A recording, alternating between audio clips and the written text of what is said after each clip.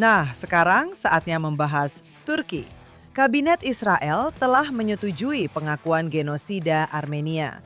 Mari kita dengarkan dulu, sebelum kita membahas itu, mari kita dengarkan apa yang dikatakan Presiden Trump tentang Presiden Turki Recep Tayyip Erdogan. Apa pesan Anda untuk sahabat Anda Erdogan dan rakyat Turki? Saya suka dia teman saya, dan dia tidak terlibat dalam perang. Anda tahu, dia adalah kandidat utama untuk ikut perang dengan Iran, mungkin di pihak Iran. Karena seperti yang Anda tahu, dia bukan penggemar berat Israel. Dan saya memintanya untuk tidak ikut campur. Ia pun tidak ikut campur. Erdogan adalah pemimpin yang hebat, orang yang sangat kuat, militer yang hebat. Dia mencintai Turki. Saya mencintai Amerika Serikat, tapi dia mencintai Turki. Dan dia melakukan pekerjaan yang luar biasa. Dia adalah pria yang dihormati, pemimpin yang dihormati, dan dia telah menjadi teman saya. Apakah Anda akan pergi ke Turki dengan membawa tas hadiah besar untuk semua orang? Iya. Saya rasa begitu. Lihat, dia adalah anggota NATO. Beberapa orang tidak menganggap dia benar-benar anggota, tapi sebenarnya dia memang anggota. Dia adalah anggota NATO yang kuat. Ya, saya mungkin akan melakukan sesuatu yang akan membuatnya sangat senang. Oke, Mark. Jadi silakan lanjutkan tentang Erdogan ya. Jadi di sini kita punya perbedaan pendapat yang saya yakin para penonton dan pendengar kita akan mendengarnya hari ini karena kita memang sangat berbeza pendapat dalam hal ini. Kamu dan saya tidak sedang mengutip bebas, itu bukan tugas saya untuk mengutip bebas kamu. Kamu bisa menyampaikan pendapatmu sendiri, tapi pemahaman saya tentang pendapatmu, maksud saya, itu memang cocok dengan kepribadianmu. Karena semuanya kamu tahu tentang kehancuran dan malapetaka. Dan ya, itulah Ruti Bloom. Tapi kamu, saya bahkan akan bilang kadang-kadang kamu mengatakan itu atau menyiratkan bahwa Turki sama buruknya dengan Iran. Dan jika sekarang Iran sedang dikalahkan dan mereka didorong mundur selama 10 tahun, kita harus tetap waspada terhadap Turki. Dan Turki adalah ancaman baru ini. Dan Turki adalah Ikhwanul Muslimin, dan Turki mendukung teror, dan Turki mendukung Hamas. Sekarang Turki menguasai Suriah yang sekarang dipimpin oleh mantan jihadis, ya, Tuan Bashar. Dan Turki itu buruk. Dan tambahkan satu buruk lagi, tetap saja belum cukup buruk menurutmu. Dan saya melihatnya secara lebih bernuansa. Dan saya bukan berpikir bahwa Presiden Turki adalah teman Israel atau orang Yahudi. Sebaliknya, dia dikenal telah berulang kali mengucapkan serangkaian pernyataan antisemit yang keterlaluan. Dia jelas bukan teman. Tapi saya tidak berpikir dia berada di posisi yang sama dengan orang-orang Iran. Dan disinilah saya akan membuat perbedaan. Dia bukan teman, tapi dia juga bukan musuh yang sama jenisnya. Dan saya akan memberikan dua contoh singkat saja. 1 bulan sebelum 7 Oktober 2023, dia bertemu dengan Perdana Menteri Netanyahu di PBB. Mereka mengadakan pertemuan antara Presiden Turki dan Perdana Menteri Israel. Orang-orang Iran, Hamas, Hizbullah tidak akan pernah bertemu dengan orang Israel. Orang ini bertemu dengan orang Israel. Setahun sebelumnya, pada tahun 2022, dia menggelar karpet merah di Ankara untuk Presiden Israel, kepala negara kami, ya, Tuan Herzog, dan mengatakan dia ingin memperbaiki hubungan. Sekarang, sekali lagi, saya tidak punya ilusi tentang prasangka pria ini terhadap Israel. Tapi saya pikir dia jauh lebih pragmatis. Saya akan memberi Anda sebuah contoh. Theodor Herzl, pendiri gerakan Zionis, bertemu dengan anggota kabinet di pemerintahan Tsar untuk mempromosikan kepentingan Zionis. Dia bertemu dengan Kaiser Jerman Wilhelm yang kedua, yang juga seorang antisemit. Tapi kamu bisa, Herzl berharap bahwa kita bisa membuat orang-orang ini melakukan hal-hal yang mungkin juga bisa membantu kita. Jadi, tanpa memiliki ilusi apapun, benar? Saya mendukung Netanyahu untuk menemuinya. Saya juga mendukung kunjungan Herzog. Saya tahu siapa pria ini, tapi saya tidak berpikir dia seperti Ayatollah. Saya pikir dia lebih seperti Tsar. Dia ingin membangun kembali Kekaisaran Ottoman. Dia ingin menjadi orang paling berkuasa di Timur Tengah, benar? Itu saya mengerti, tapi kita kuat. Kita akan berbicara dengannya dari posisi yang kuat. Kita akan membuat kesepakatan dan kita paham bahwa dia tidak memikirkan kepentingan kita, tapi secara teori setidaknya yang tidak bisa dilakukan dengan Iran, kita bisa menemukan modus vivendi dengan pria ini. Oke, jadi pertama-tama saya hanya ingin membuat sedikit koreksi. Bukan berarti saya bilang dia seperti Iran. Saya bilang dia jahat. Dan kamu bilang, ya, jahat. Saya tidak akan sejauh itu. Tapi saya akan... Ini adalah seorang pria yang, ya, kamu baru saja menyebutkan hubungan dengan Israel. Itu hanyalah sekelumit dari sejarah.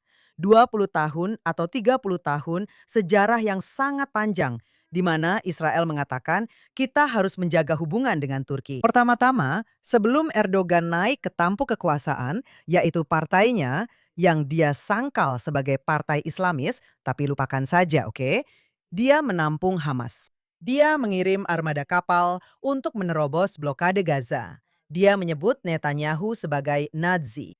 Selama bertahun-tahun, dia bahkan pernah keluar dengan marah dari sebuah pertemuan dengan Shimon Peres, tuan perdamaian di Timur Tengah. Oke, orang itu adalah antisemit. Dia bermusuhan dengan Israel dan dia menyukai teroris. Dan dia menindak semua oposisi di negaranya sendiri dengan memenjarakan mereka. Dia adalah salah satu pelaku terburuk dalam memenjarakan jurnalis di dunia. Dan baiklah, selama bertahun-tahun ini kita diberitahu, ya, kamu tahu, kepentingan. Ini berkaitan dengan kepentingan. Kita butuh wilayah udara Turki. Kita butuh ini. Kita butuh itu.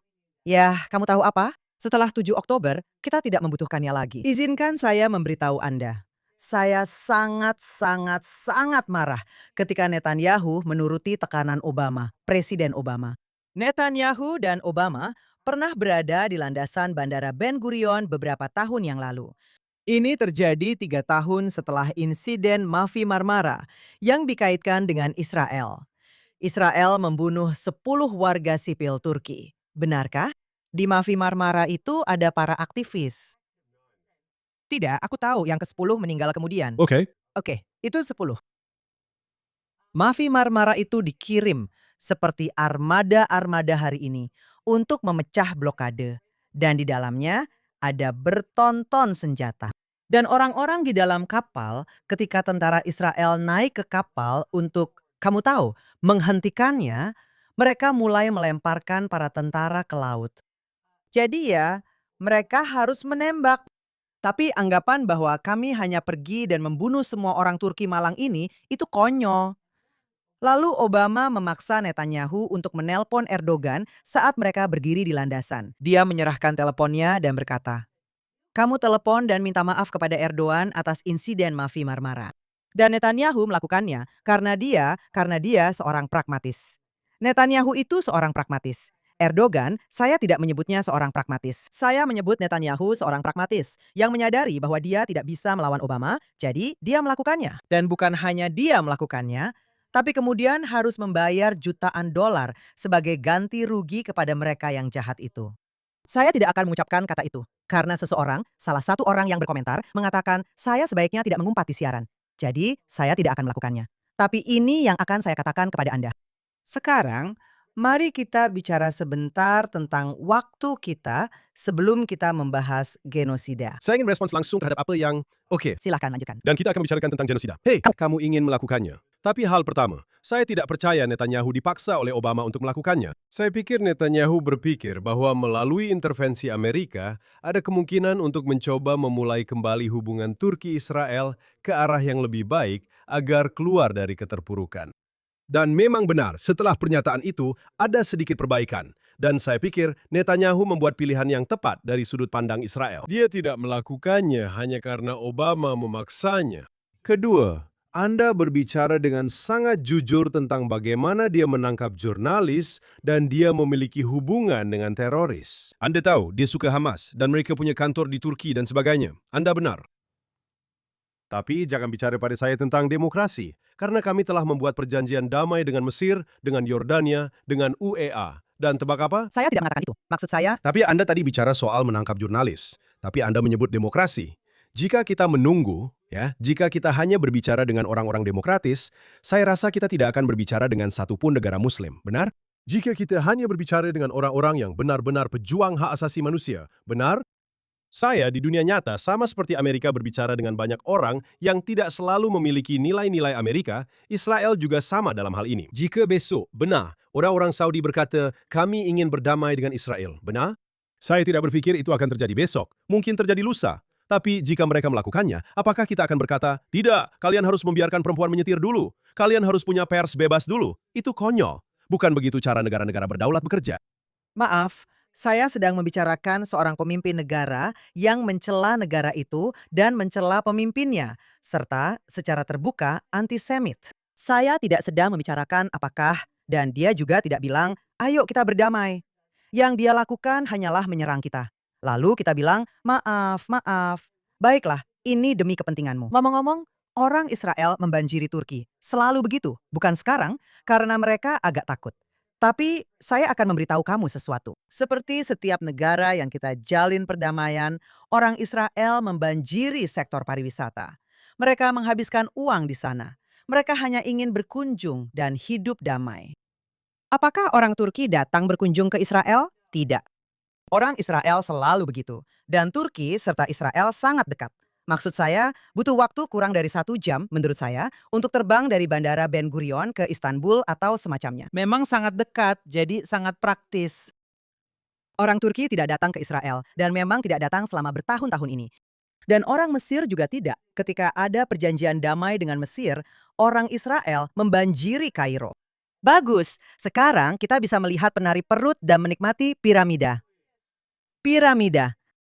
Yordania sama saja. Mereka tidak membalas. Oke.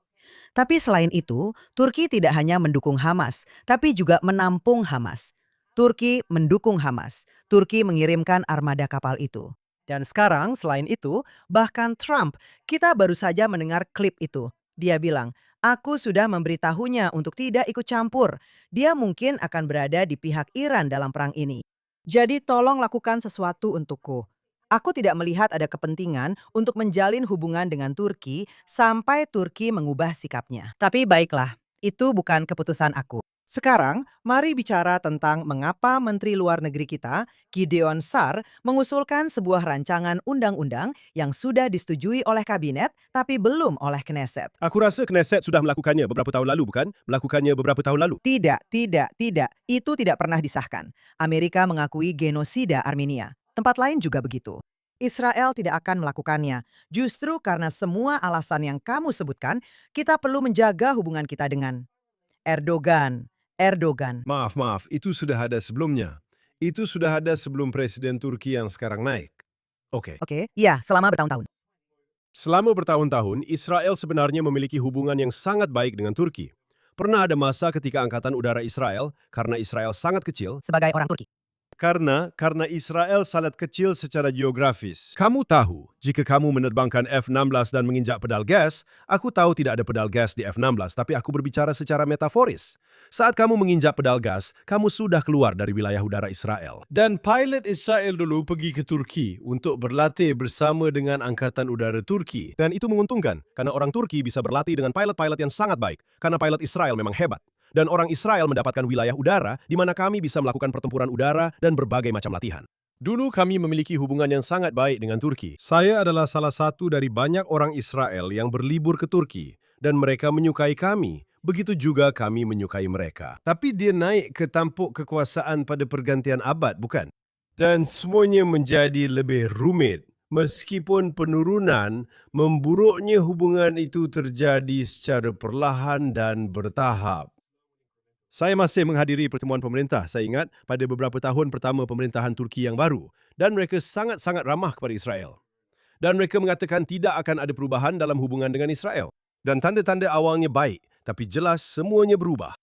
Lalu, kembali pada tahun 1990-an, bahkan sebelumnya, pada tahun 1980-an, Kongres Amerika, orang-orang lain di Barat semuanya mengesahkan resolusi-resolusi ini. Mengakui pembantaian oleh Turki, genosida terhadap orang Armenia pada Perang Dunia Pertama di bawah Ottoman, sebelum ada Republik Turki, sebelum ada Ataturk.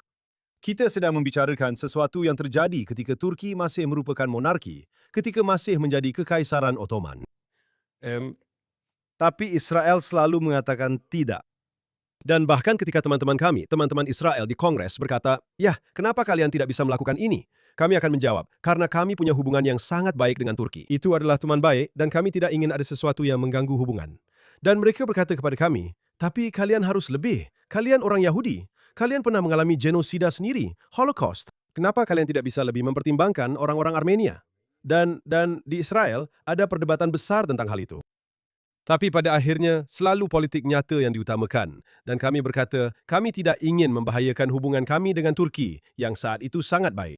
Dan kemudian ketika hubungan mulai memburuk dengan Turki, saya rasa banyak orang di Israel, entah itu benar atau salah, tergantung pendapat Anda, berkata, ya, sekarang hubungannya memang sulit. Kami tidak ingin memperkeruh suasana, bisa dibilang begitu. Dan saya rasa sekarang kesadaran di Israel adalah bahwa hubungan itu tidak bisa menjadi lebih buruk lagi, dan kita mungkin sebaiknya melakukannya saja, bukan? Lagi pula, itu memang kenyataan sejarah. Dan kita sedang mengejar konsensus Barat yang memang kita termasuk di dalamnya. Dan di sini saya ingin mengatakan beberapa hal yang menurut saya perlu dikatakan. Saya tahu itu adalah konsensus Barat. Saya tahu itu dianggap benar secara politik. Saya tahu banyak sejarawan serius akan membicarakan genosida terhadap orang Armenia pada Perang Dunia Pertama. Tapi ada satu orang yang saya hormati. Saya rasa Anda juga menghormatinya. Bernard Lewis, sejarawan Timur Tengah terkenal yang kebanyakan pendapatnya benar. Dia mengatakan memang benar, pada Perang Dunia Pertama, orang Armenia diperlakukan tidak adil. Mereka dibantai, mereka diasingkan, dan banyak sekali yang terbunuh. Tapi dia mengatakan kata genosida tidak berlaku karena menurutnya tidak ada rencana pemerintah Ottoman untuk membantai mereka semua seperti yang terjadi pada orang Yahudi dalam Holocaust. Okey. Dan kita sebagai orang Israel tahu bagaimana kata genosida ini menjadi murah, bukan? Semua omongan tentang Israel melakukan genosida di Gaza, padahal jelas, kamu tahu, populasi di sana justru bertambah sejak perang dimulai. Itu konyol. Maksud saya, kamu bisa mengkritik Israel untuk banyak hal, tapi soal genosida itu benar-benar penyalahgunaan istilah yang sangat kuat dengan cara yang salah hanya untuk menyerang Israel dan menyerang Israel dengan keras, kan? Untuk mendelegitimasi Israel. Apakah istilah genosida adalah istilah yang tepat untuk digunakan pada pembantaian Armenia? Saya bukan sejarawan pada masa itu. Saya tahu orang Armenia diperlakukan tidak adil. Tapi karena saya menghormati Bernard Lewis, saya bersedia memberinya manfaat keraguan dan berkata, oke, mungkin Kekaisaran Ottoman memang sangat buruk membantai dan memperlakukan orang Armenia dengan tidak baik, tapi apakah itu genosida? Tanda tanya. Yah, itu poin yang penting. Dan soal Bernard Lewis, kamu benar. Saya benar-benar mengagumi beliau saat beliau masih hidup. Saya mengenal beliau dan pernah mewawancarai beliau lebih dari satu kali. Dan juga, beliau memang orang yang luar biasa dan sangat cerdas. Tapi, jadi sebenarnya, saya tidak punya pendapat. Saya bukan seorang ahli tentang genosida. Dan itu bukan hanya karena saya tidak suka kata itu digunakan sembarangan. Jadi untuk itu saya tidak akan berkomentar. Yang akan saya katakan adalah Erdogan benar-benar berani mengatakan bahwa alasan kita mengakuinya sekarang adalah karena kita ingin mengalihkan perhatian dari genosida kita di Gaza. Dan seperti yang kamu katakan, tidak ada genosida di Gaza. Selain itu, kita tahu bahwa Erdogan sekarang, maksud saya ambisinya adalah menjadi kaisar berikutnya dari Kekaisaran Ottoman. Dia seperti Neo-Ottoman sekarang. Seperti yang kamu bilang, dia berniat mengambil alih Suriah. Dia punya ambisi. Sekarang mungkin dia tidak akan berhasil, atau kita berharap dia tidak berhasil. Tapi memperlakukannya seperti pemimpin lain yang harus kita hadapi. Dan aku akan bilang padamu, aku akan mengulangi apa yang sudah aku katakan. Dan juga Presiden Trump, kamu tahu, dia sering mengatakan hal itu tentang begitu banyak diktator. Presiden Xi adalah temanku. Dia orang yang hebat. Dia juga mengatakan hal itu tentang Erdogan. Dia mencintai negaranya, seperti aku mencintai negaraku. Dia mengatakan hal itu tentang semua jenis pemimpin. Itulah Trump. Oke, kamu bisa bilang itu hanya pernyataan khas Trump. Tapi kita tahu lebih baik. Dan aku akan memberitahumu sesuatu. Kamu benar bahwa hubungan internasional tidak hanya didasarkan pada, kamu tahu, saling mencintai. Kamu benar. Aku selalu bilang padamu, masalahku dengan itu adalah, jika itu akan bersifat pragmatis, maka harus dari kedua belah pihak. Dan maksudku selalu adalah bahwa Israel selalu mempertimbangkan pihak lain. Dan kebutuhan kita terhadap mereka lebih besar daripada pihak lain mempertimbangkan kita. Meskipun sebenarnya mereka lebih membutuhkan kita daripada kita membutuhkan mereka. Militer kita lebih baik. Kita tidak lebih baik dari Amerika Serikat misalnya. Tapi saat ini aku tidak sedang membicarakan Amerika Serikat. Aku akan membicarakan negara-negara seperti yang kamu maksud. Kamu tahu, negara-negara dunia ketiga atau apalah. Kita punya teknologi yang lebih maju. Kecerdasan, masyarakat sipil. Kita unggul dalam banyak hal. Lalu kita merendahkan diri dalam hubungan internasional. Dan menurutku, sudah saatnya kita berhenti melakukan itu. Oke, itu bukan berarti kamu tidak menjalin hubungan. Bukan berarti kamu tidak membuat kesepakatan. Pastikan saja bahwa kesepakatan-kesepakatan itu tidak melibatkan keharusan untuk diam. Setiap kali salah satu pemimpin itu menuduh kita atas sesuatu yang tidak kita lakukan, menyerang kita karena kita Yahudi, bukan hanya karena kita orang Israel, dan bukan hanya karena Perdana Menteri Netanyahu. Dan aku selalu bilang, aku selalu membenci Presiden Erdogan. Menurutku, dia benar-benar orang jahat bagi rakyatnya sendiri dan juga bagi dunia. Dan aku tidak peduli kalau dia anggota NATO. Dia sama sekali tidak pantas menjadi anggota NATO. Itu sudah ada sebelum dia, kalau kamu tahu maksudku. Kita bicara tentang Turki sebelum Erdogan dan setelah Erdogan, itu adalah negara yang sangat berbeda. Baiklah. Jadi, jangan salah paham. Aku tidak bilang Turki seperti itu sebelumnya. Iran juga merupakan negara yang berbeda sebelum menjadi Republik Islam. Banyak negara yang berbeda dulu. Libanon adalah negara yang berbeda dulu. Sekarang, teroris atau pendukung teroris yang mengambil alih. Itu membuat negaramu hancur dan memang pantas berada dalam kehancuran. Dan memang begitu. Jadi, begitulah perasaanku tentang Erdogan. Bolehkah saya menanggapi sedikit? Pertama-tama, saya sudah bilang di pembukaan tadi, orang itu telah berkali-kali membuat pernyataan antisemit yang berulang-ulang. Ya, Saya bilang dia bukan teman. Oke. Tapi saya memang membedakan antara dia sendiri, orang-orang Iran, dan kelompok seperti Hizbullah. Dan Anda tahu, Kissinger pernah berkata bahwa masalah dengan Iran adalah Iran bukanlah sebuah negara, melainkan sebuah perjuangan. Anda tahu, mengekspor revolusi Islam, yang mereka sebut revolusi Islam ya. Dan Turki tidak berada dalam posisi yang sama. Anda benar, saya tidak akan bilang untuk sekali ini. Tapi Anda benar bahwa dia melihat dirinya seperti seorang sultan. Dia ingin menghidupkan kembali, Anda tahu, Kekaisaran Ottoman. Dan saya pikir itu adalah paradigma yang tepat untuk melihat kepemimpinan Turki, bukan? Dan saya langsung ke intinya, bukan? Mana yang lebih baik untuk Israel? Suriah menjadi proksi Iran dalam lingkup pengaruh Iran atau Suriah berada dalam lingkup pengaruh Turki? Sekarang saya ingin melihat Suriah seperti, Anda tahu, Abu Dhabi. Seperti negara-negara teluk. Saya ingin mereka menjadi negara yang pro-barat, modernis, dan mencari perdamaian. Saya ingin semua itu. Tapi jika saya harus memilih di dunia nyata, ya, saya harus memilih antara Suriah berada di poros Iran atau berada di bawah pengaruh Turki. Okey, mana yang lebih kecil keburukannya? Bagi saya, Turki adalah keburukan yang lebih kecil. Dan menurut saya, ini bukan soal merendahkan diri. Ini soal mengatakan kepada orang Turki, okey, kalian ingin memperluas kekuasaan kalian. Kami mengerti itu. Kalian ingin memiliki pengaruh regional. Saya paham itu. Kalian punya semua hal itu. Israel juga punya kepentingannya sendiri. Dan bukan untuk merendahkan diri, seperti istilah yang kamu gunakan, tapi untuk mengatakan secara langsung, kan? Israel punya kepentingan. Kami paham, kalian juga punya kepentingan. Mari kita lihat, seperti yang saya katakan sebelumnya, bukan berarti kita akan saling mencintai karena kalian tidak suka orang Yahudi. Tapi, bisakah kita menemukan modus vivendi yang mungkin mirip seperti Perang Dingin antara Uni Soviet dan Amerika Serikat? Bisakah kita menemukan cara untuk mengelola hubungan kompetitif kita? Mungkin seperti Amerika dan Tiongkok saat ini.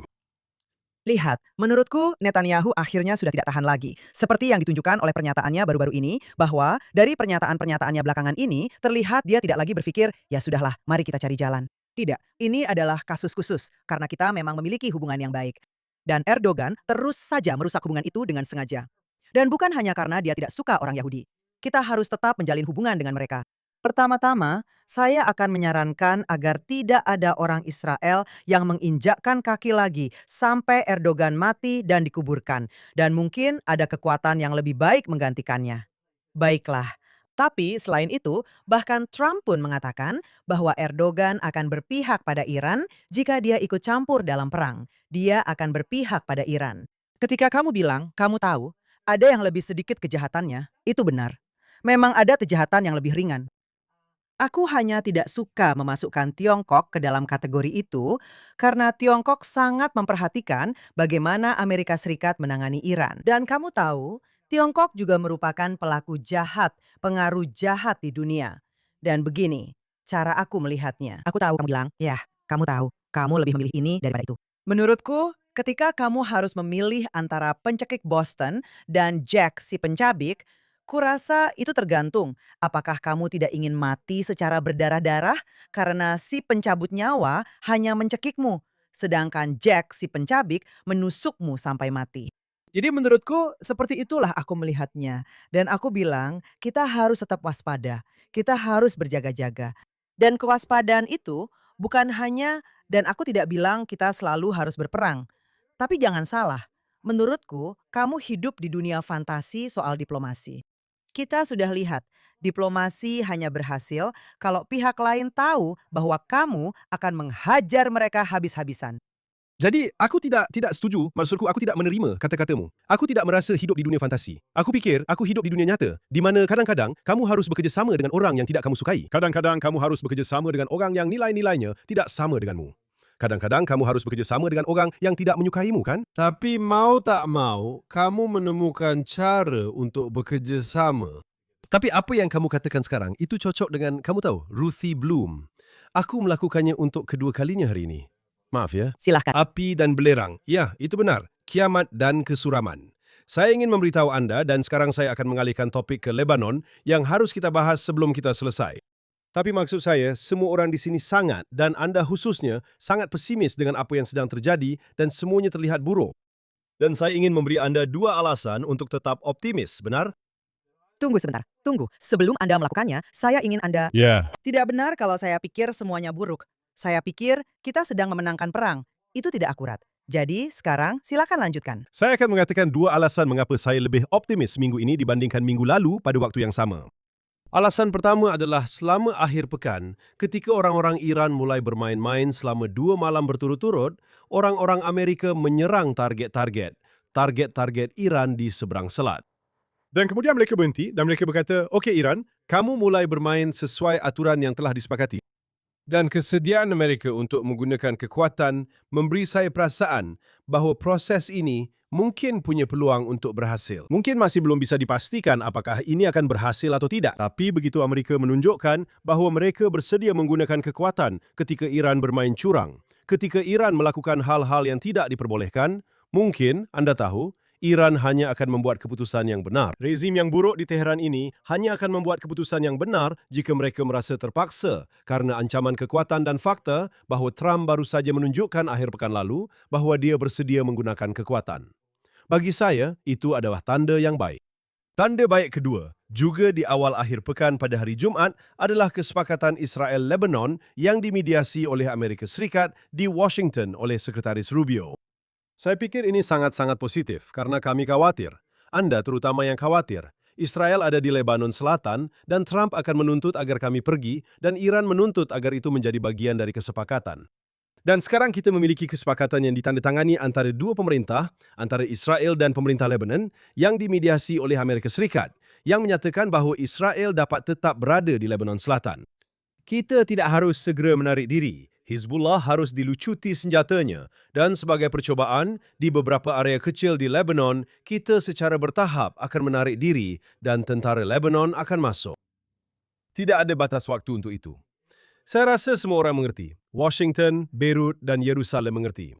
Jika kita bergerak terlalu cepat, semuanya akan berantakan kerana Hizbullah akan memanfaatkan kekosongan itu. Dengan kata lain, kita harus melakukan ini dengan hati-hati. Kita harus realistis, tapi faktanya kita telah memberikan kekalahan besar bagi Iran dan Hizbullah yang sedang berdemo di Beirut menentang kesepakatan ini, benar? Ini adalah langkah luar biasa ke arah yang benar. Ini tidak berarti akan ada perdamaian besok dengan Lebanon. Ini juga tidak berarti Hizbullah akan dilucuti besok. Tapi ada proses yang sedang berlangsung, Amerika Serikat, Israel dan Lebanon, yang merupakan proses yang sangat positif. Kami khawatir, dan saya rasa kami bahkan sempat membicarakannya minggu lalu, bahawa sebagai bagian dari hubungan Iran dan Amerika Serikat ini, nota kesepahaman, Amerika telah mengakui peran khusus Iran di Lebanon, dan bagi kami, itu sangat buruk. Bagi rakyat Lebanon, itu juga sangat buruk. Nota kesepahaman perdamaian yang ditandatangani, antara Israel dan Lebanon menolaknya. Hizbullah harus dibubarkan, bahwa Israel bisa tetap di sana sampai situasi keamanan memungkinkan Israel untuk mundur. Sangat-sangat positif. Dan itulah 2 alasan saya merasa lebih optimis minggu ini dibandingkan minggu lalu. Oke, jadi pertama-tama, saya benar-benar setuju denganmu, terutama tentang Lebanon. Saya pikir itu adalah kesepakatan yang luar biasa. Namun, dan terutama karena saya khawatir, salah satu alasan saya khawatir adalah, kamu tahu, Ketua Parlemen di Lebanon, Nabil Berri, mengatakan itu sangat buruk. Itu sangat buruk Karena kamu tahu, di parlemen Lebanon ada simpatisan Hizbullah dan bahkan anggota Hizbullah. Jadi ini adalah pencapaian yang luar biasa. Dan kamu benar, ini memungkinkan Israel untuk tetap bertahan dan bertempur serta membongkar terowongan teroris dan membunuh teroris Hizbullah serta memungkinkan tentara Lebanon mencoba membersihkan daerah-daerah yang ditinggalkan tentara Israel. Ini luar biasa. Serangan itu, masalah dengan Iran, menurutku itu juga luar biasa. Tapi menurutku sangat buruk jika terus mengatakan, oke, kita akan bernegosiasi lagi. Dan di sini kita melihat perbedaan antara Marco Rubio dan J.D. Vance. Dan yang membuatku khawatir minggu lalu adalah komentar-komentar itu. Kamu tahu, ketika J.D. Vance berkata, kamu tahu Israel, kalian hanya punya 9 juta orang. Kamu tidak bisa menyelesaikan setiap masalah hanya dengan membunuh. Beraninya dia. Oke, itu benar-benar buruk. Lalu Trump berkata, kamu tidak bisa begitu saja mengebom gedung-gedung di Lebanon. Jadi ya, aku sangat gugup karena pemerintahan ini sepertinya akan mengikuti arah J.D. Vance. Dan J.D. Vance memang sejak awal menentang perang dan sebagainya. Dan sekarang yang kita lihat adalah arahnya semakin mendekati arah Marco Rubio. Dan mereka mengklaim bahwa tidak ada perbedaan pendapat di antara keduanya. Tapi maksud saya, itu sangat melegakan. Namun, masih harus dilihat bagaimana dengan Iran. Karena yang kita tahu adalah rezim Iran tidak akan melakukan apa yang seharusnya mereka lakukan. Oke, maksudmu, kalau begitu, itu cuma pengandaian yang tidak masuk akal. Oke, kalau rezim itu tidak mau, kalau mereka melakukan sesuatu, itu karena rezimnya sudah jatuh. Jadi menurutku ini adalah permainan yang tidak perlu dimainkan. Kecuali kalau Trump merasa perlu dan dia benar-benar mau melanjutkan perang. Dan kalau tidak, mungkin Israel harus melakukannya tanpa bantuan Amerika Serikat. Aku tidak tahu. Tapi satu hal yang aku tahu adalah sinyal kepada aktor-aktor jahat lain di kawasan itu sangat-sangat penting. Jadi, ya, kesepakatan dengan Lebanon itu sangat baik. Dan itu masih harus dilihat tentang apa yang akan terjadi dengan Iran. Karena jika pemerintahan Trump mulai masuk ke dunia fantasi tentang kesepakatan yang bisa dibuat dengan rezim di Teheran, itu akan menjadi kesalahan besar. Sejauh ini, sekali lagi, banyak dari kami di Israel yang khawatir ketika kesepakatan dicapai antara Iran dan Amerika Serikat. Tapi maksud saya adalah kemampuan Trump untuk menggunakan kekuatan. Bahkan ada laporan pagi ini bahawa Trump berkata, kita akan kembali berperang, benar? Tekanan militer itu, mungkin kita telah berpindah dari perang skala penuh ke perang atrisi karena Trump ingin mengambil waktunya. Dia punya pertimbangan lain, 4 Juli pemilihan paruh waktu, benar? Tapi, jika dia terus memberikan tekanan dan itu terus berlanjut, serta melakukan serangan militer setiap kali orang Iran bertindak di luar batas, mungkin itu cara untuk mencapai tujuan yang diinginkan. Kita lihat saja nanti. Aku sendiri tidak terlalu percaya dalam kasus ini. Aku pikir kamu tidak ingin, kamu tahu, kita memulainya dengan gebrakan besar. Ketika aku bilang kita, maksudku Amerika Serikat dan Israel. Pertama-tama Israel. Aku tahu Trump suka mengaku berjasa atas semuanya. Tapi sebenarnya kami yang melakukan pekerjaan berat. Dan kemudian Angkatan Udara Serikat datang dengan spektakuler dan seterusnya. Dan dalam kedua kasus itu adalah operasi gabungan yang hebat, tidak diragukan lagi. Lalu akhirnya seperti berakhir dengan melempem. Dan ketika kamu bilang perang atrisi, itu selalu buruk. Maksudku, salah satu hal yang tidak kita inginkan, kita sudah sangat berpengalaman dengan itu. Dengan perang atrisi dan masuk lalu membersihkan seperti yang kita lakukan di Gaza. Dan akhirnya kita mengalami peristiwa 7 Oktober. Jadi aku tidak terlalu berharap pada itu. Dan aku berharap Trump akan sadar. Lihat. Ini bukan soal waktu. Bukan berarti aku berpikir bahwa besok Presiden Trump harus mendeklarasikan perang. Kamu tahu, perang skala penuh lagi. Maksudku bukan soal waktu, tapi konsepnya. Yaitu, rezim itu tidak akan pernah melakukan apa yang kamu inginkan. Dan jika ada dokumen yang ditandatangani, itu akan sangat-sangat buruk. Karena apapun yang mereka tandatangani, pertama-tama mereka tidak akan menepatinya. Tapi apapun yang mereka setujui untuk ditandatangani sudah pasti merupakan sesuatu yang tidak bisa diterima oleh Amerika Serikat maupun Israel. Dan karena itu akan menjadi hari yang sangat buruk. Jadi itulah yang saya maksud. Saya bersedia untuk bersabar tentang hal itu. Tapi yang membuat saya takut adalah segala bentuk diplomasi dengan rezim itu Anda tidak bisa melakukannya. Dan hal yang sama, dengarkan, Soviet, Anda tahu, Bernard Lewis adalah orang yang mengatakan, jika kita sudah menyebutnya bahwa alasan, kegilaan, kehancuran bersama yang dijamin antara Amerika Serikat dan Uni Soviet adalah keduanya memiliki senjata nuklir dan mereka saling mengarahkannya satu sama lain. Jadi, tidak ada pihak yang akan melakukan apapun. Dia bilang, dengan rezim Iran, kamu tidak bisa seperti itu karena mereka adalah ideologis Islamis dan mereka bersedia melakukan bunuh diri dan naik ke dan mereka itu pengikut 12. Oleh karena itu, kamu tidak bisa membandingkan. Tidak ada kehancuran bersama yang saling terjamin dengan mereka.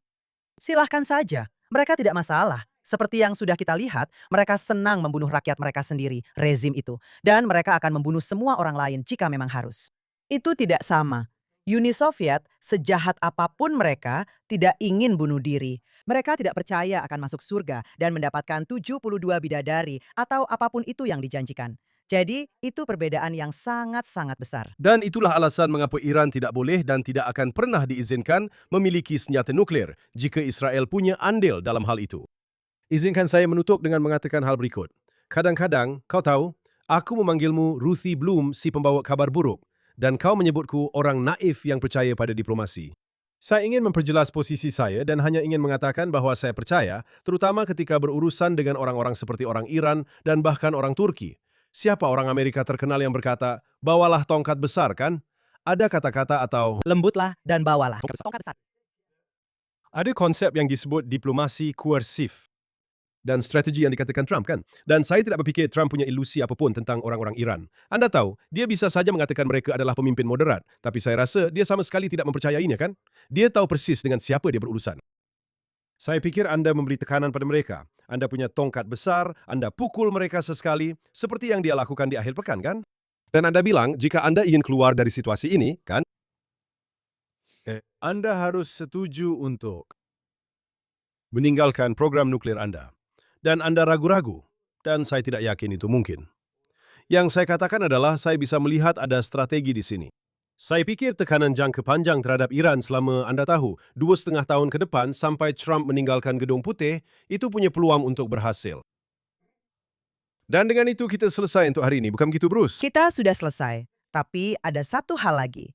Sebenarnya, J.D. Vance memang mengatakan mungkin mereka bisa menyimpan sebagian uranium mereka dan beberapa rudal balistik mereka. Maksud saya, seperti yang kamu bilang, tapi begitu mereka mulai bicara seperti itu, kamu tahu kita dalam masalah. Jadi, mari kita lihat. Semoga apa yang kamu katakan akan terjadi. Dan kamu benar, waktu kita habis dan kita juga kehabisan waktu untuk membicarakan politik Israel, yang memang lebih baik begitu karena siapa yang bisa menoleransinya. Jadi, kita akan bicara minggu depan. Saya menantikan itu.